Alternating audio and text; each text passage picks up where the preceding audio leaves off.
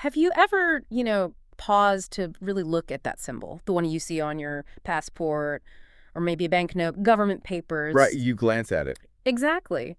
But it's so much more than just a picture, isn't it? It feels like there's a whole history packed in there. Oh, absolutely. It's like a condensed story, a philosophy, and, well, a statement about the nation itself, all in one design. These national symbols, they're really carefully put together. They pull from, centuries of heritage, but also point towards the future. Visual shorthand, almost, for a nation's identity. And today we're doing a deep dive into, I think, one of the most fascinating examples, the Indian national emblem.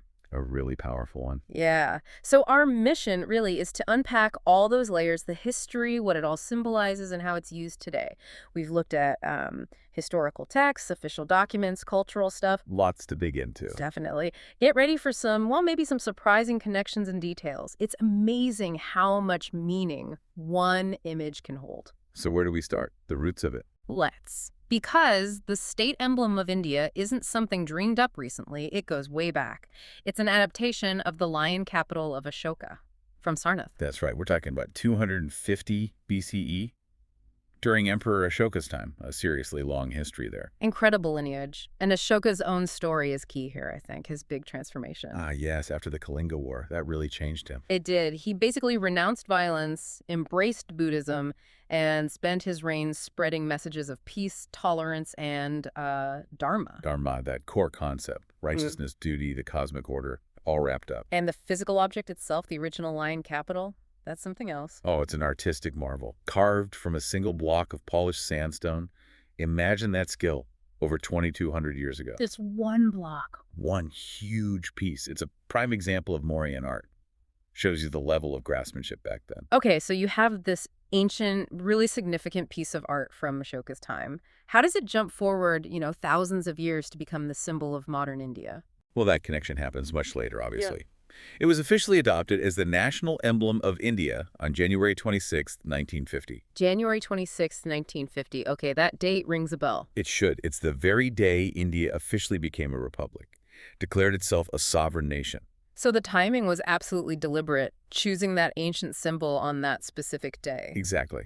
It was about weaving the promise of the new republic with the sort of depth and weight of its ancient past. A very conscious choice. Let's break down the emblem itself then, piece by piece, because every part seems to mean something. Those lions, first off. The famous lions, usually you see three, right? Yeah. Asiatic lions. Right, and they stand for power, courage. Pride and confidence, yes. All of those strong qualities. But there's a little detail there, isn't there? Yeah. About the number. Yes. That's often missed in the 2D versions we see everywhere, like on paper or coins. Okay. While you only see three, the original pillar actually have a fourth lion. It's there, just hidden around the back. Huh. A fourth one, so it represents completeness, even if it's not immediately obvious. Precisely. A nice little hidden detail. Okay, so below the lions, there's that circular platform thing, the abacus. That's the term, yes. So Hello. circular abacus. And it's not just holding the lions up, it's loaded with symbolism itself. Right, it has those animals carved on it. 4 animals, yes. Yeah. And they're separated by these wheels, these Ashoka chakras. Okay, so what do the animals represent? It feels like a kind of catalog of virtues. It really is. Think of it as a blueprint for the nation. So you've got the horse on the south that stands for loyalty, speed, energy. Energy, okay. Then on the north, there's the bull. That represents hard work, being steadfast, and dharma again. Hard work, steadfastness, makes sense. What else? On the west, there's another lion, courage and pride, echoing the ones above. Okay. And finally, on the east, you got the elephant. That one symbolizes wisdom, strength, but also, importantly, peaceful power. Wisdom and peaceful strength, wow, so taken together. It's not just random animals. Not at all. It's a whole vision, isn't it? Power, yes, but also diligence, courage, wisdom, speed, all ideally working together for, righteous progress. And you mentioned the Ashoka chakra, the wheel, separating them. That wheel is hugely important on its own, right? It's on the flag. Absolutely central. Literally on the flag, the 24-spoked wheel. What's the core meaning there? Justice, progress. Both, really. Its main meanings are dharma, there it is again, righteousness, justice, and also motion, signifying progress.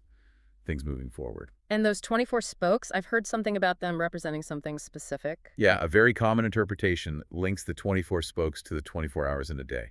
Ah, So it's uh, seen as a teaching for continuous righteous progression. Like every hour you should be moving towards truth and justice. It's a constant thing. a constant reminder built right in. That's quite profound. It is. Time never stops, and neither should the pursuit of what's right. Now, something that isn't there in the emblem but was on the original pillar, the Yeah. base. Yes. The inverted lotus base. The original Ashoka pillar had this beautiful bell-shaped lotus at the bottom. And the lotus usually symbolizes purity, awakening. Exactly. Purity, spiritual awakening, the source of life in many Indian traditions. Yeah. Very significant symbolism. So why leave it out of the national emblem? Seems like a big omission. It was a conscious design choice, really. Pragmatic in a way. How so? Well, including the elaborate lotus base would have made the design much larger and perhaps less compact for official use. They wanted something dignified but also practical for seals, documents, currency. Okay, so it was about adapting it for its modern role as an official seal, balancing the ancient symbolism with practical needs. Precisely. Streamlining it for a modern republic while keeping the core elements like the lions and the abacus. Makes sense. And then right below the abacus, you have the motto in the Vanagari script, Jaibanagari Taiganat Satimeva Jayate. which translates to Truth alone triumphs. truth alone triumphs. That's powerful. Where does that come from? It's not just a modern saying. It's ancient. It comes directly from the Mundaka Upanishad, one of the sacred Vedic texts. From the Upanishads. Wow. So that connects the emblem directly to, well, millennia of Indian philosophical thought. Absolutely. It anchors the modern nation's guiding principle of truth and justice right back into that deep philosophical heritage. It says a lot about the values intended for the nation. So you've got this incredibly layered symbol, ancient history, deep philosophy, national values. How is it actually used day to day? It seems like it's everywhere. It really is all over the place. It's the official seal of the government of India. So you'll Yes. find it on, well, almost everything official. Like currency. Currency notes, coins, definitely. Passports, all sorts of government documents, official letters from ministries. Court documents, too. Yes, court judgments carry it. Even the president's standard, their official flag, features the emblem. It signifies official authority. And because it's so important, there must be rules about using it. You can't just stick it on anything, presumably. Oh, absolutely not. There are strict legal safeguards. There's actually an act, the State Emblem of India, Prohibition of Improper Use Act, 2005. An entire act just for the emblem. Yes. Misusing it, using it without authorization, that's a punishable offense. It really underlines how seriously the symbol is taken. So it's not just decoration. It signifies authenticity, the stamp of government authority on laws, orders, judgments. Exactly. When you see that emblem, it means this is official, this carries the weight of the state. And interestingly, its influence isn't just within India, is it? The core image, the lion capital. That's right. The lion capital itself is Ashoka's creation. It's also recognized and used as a symbol of Buddhism in other countries, too. Like where? You see variations or references to it in places like Thailand and Myanmar, for instance.